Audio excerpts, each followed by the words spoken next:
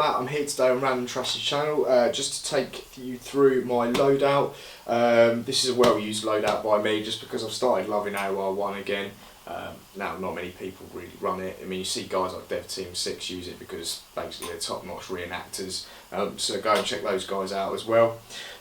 So yeah, I'm going to give you a brief rundown of what I've got on now. It's not to a specific unit and it's not to a certain era. It's just literally you know, a close seals loadout.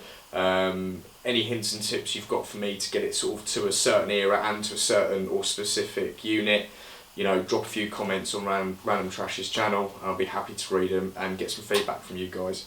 Anyway, we'll start from the top.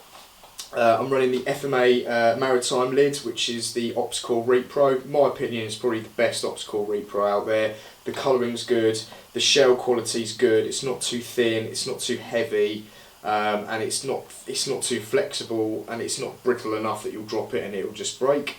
On the lid itself, running the peltor adapters, which is the genuine 3M stuff. I did go for the China stuff again because in my opinion it's rubbish. It breaks, or when you turn your head it lifts up and the unit pulls away from your ears, which you don't really want going on when you're under contact, something like that.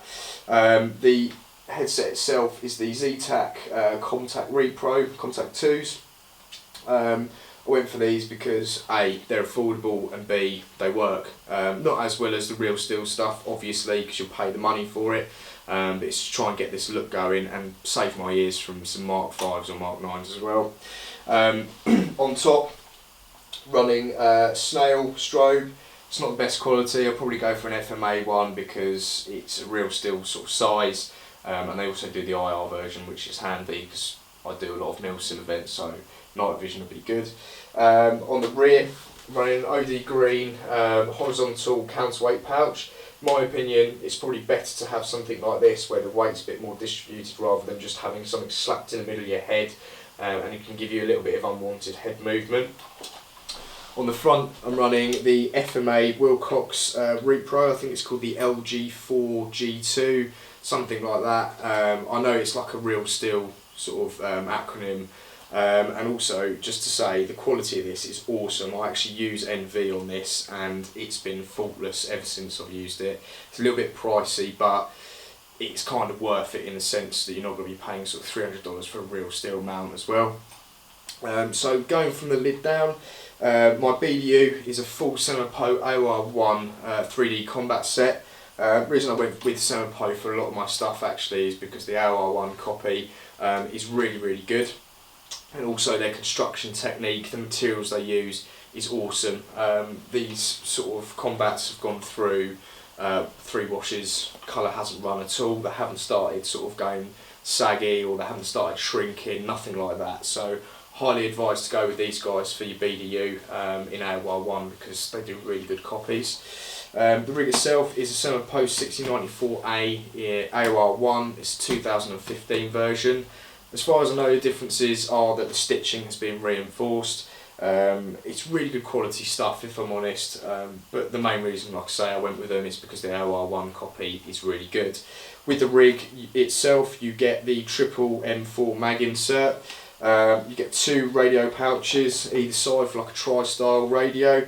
Other than that, you don't really get much. You don't get sort of mock sappy plates, you don't get any foam inserts, nothing like that. So left hand side pouches, running Flyye 2 40mm. The Flyye stuff's not great quality if I'm honest, but the AOR1's pretty close, so I've gone for those guys. Not a lot of companies offer AOR1 pouches, and if they do, it's either real steel companies that charge a fair bit for them, and if they also, the other end of the scale, it's really bad quality AOR1. Behind that, running sort of like a classic tourniquet. I know a lot of guys running rat stuff because it's nice and high speed, and you can actually get it into sort of like something like that. But behind it is a small radio pouch, yet again Flyye. Like I say again, the quality isn't great, but the AOR1 copy is good. Right hand side, running 2 M4 bungee pouches. They don't really use these in the real steel world if I'm honest. The pictures I've seen of guys using steel like the Cry CP style pouches with tapered Velcro. It's pretty cool looking. Behind that, running a small util pouch. As far as I know, these have actually been discontinued, but you can still get a small util pouch from Flyye, both Flyye items again. On the rear of my rig, I'm running 2 Semapo AOR1 slap charge pouches with dummy slap charges in there. On top, on my left hand side, I'm running an LBT 100 round Repro from Semapo, and also an MBG battery pouch from Semapo again.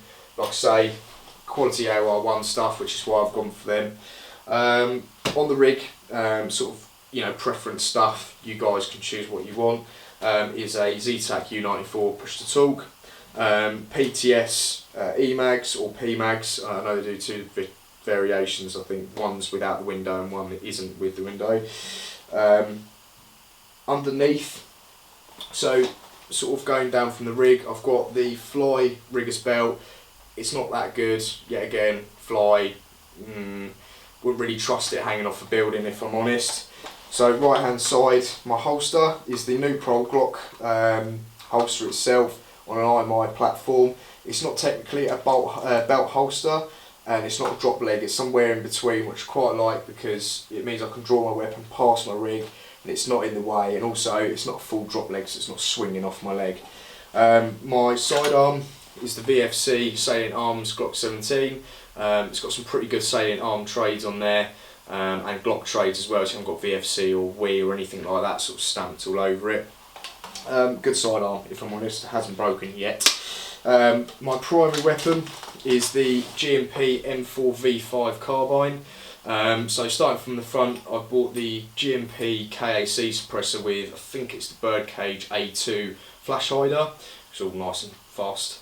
On this side we've got the Surefire Repro with the KM3 Repro head. It's not actually IR and white light, it's strobe and white light, which I can kind of deal with.